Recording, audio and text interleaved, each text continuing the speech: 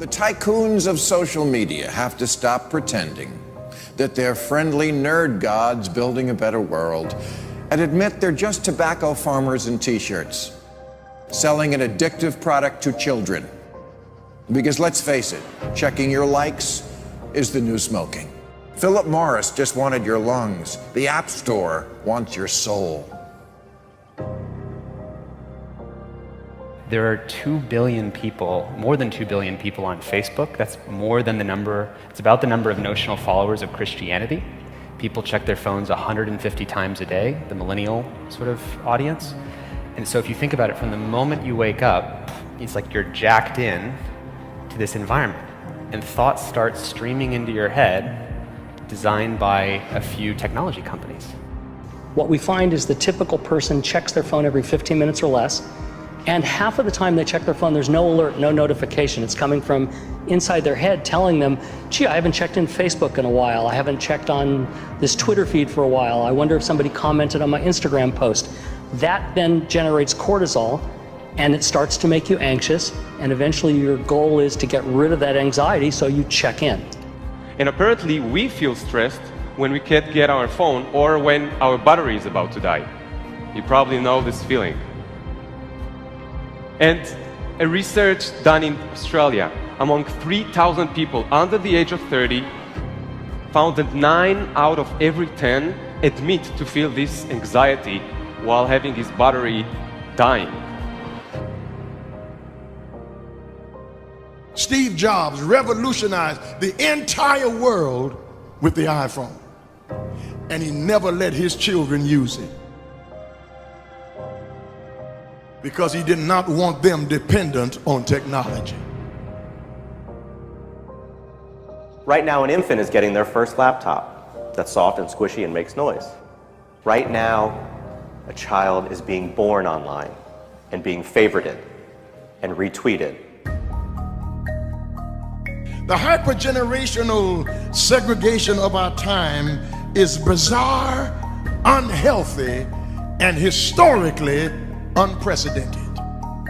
You've never seen the like of people sitting at a table in a restaurant not talking to each other because they're texting and using their Facebook and Instagram and Twitter, and they are at the table and don't even know each other. In the house and can't even talk to each other. And the pressure that's on us to be like everybody else is so great that everybody tries to live like they're in a reality show. As a culture, we don't have enough in common anymore.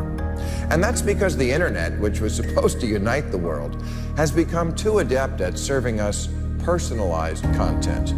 Do you know what I saw on Yahoo's front page this morning? No, you don't, because mine isn't the same as yours. People get news feeds now that just spit back customized stories based on what we've clicked on in the past.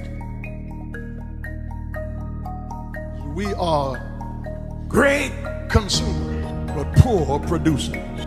We will buy what we can't afford with money that we don't have to impress people we don't even know, trying to be like everybody else. Get off of Facebook and put your face in a book.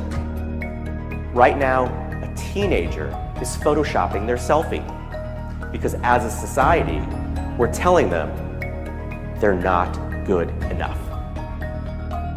Right now, influencers encourage narcissism without knowing the breadth and depth of their impact on their audiences. Right now, 40,000 spectators are in an Olympic football arena watching a competitive esports competition because this is this generation's football match. There's always this narrative that technology is neutral and it's up to us to choose how we use it. This is just not true. Technology is not neutral. It's not neutral. They want you to use it in particular ways and for long periods of time because that's how they make their money. You don't realize it, but you are being programmed. It was unintentional, but now you got to decide how much you're willing to give up, how much of your intellectual independence. If you feed the beast, that beast will destroy you. If you push back on it, we have a chance to control it and rein it in. And it is a point in time where people need to hard break from some of these tools and the things that you rely on. The short-term dopamine-driven feedback loops that we have created are destroying how society works. No civil discourse, no cooperation, misinformation, mistruth. And it's not an American problem. This is not about Russian ads. This is a global problem. I challenge everyone to try going 1 week without social media. Don't let your phone and social media control you.